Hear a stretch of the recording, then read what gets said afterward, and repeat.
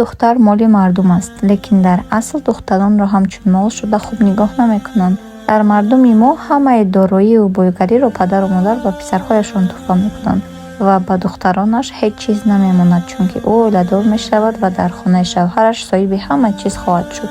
лекин ҳамон духтаре ки моли мардум аст, на дар ҳама ҳолат соҳиби бахту оилаи солим шуда метавонад. Хонаи падару модари шавҳараш дар вақти тоза кардану хӯрок пухтан аз ӯ дар дигар хел ҳолатҳо ягона ҳаққу ҳуқуқ дар он ҷо надорад. Хонаи падараш аллакай барои ӯ кушода нест, худро дар он ҷо бегона ҳис мекунад. Пас куҷо аст хонаи ӯ?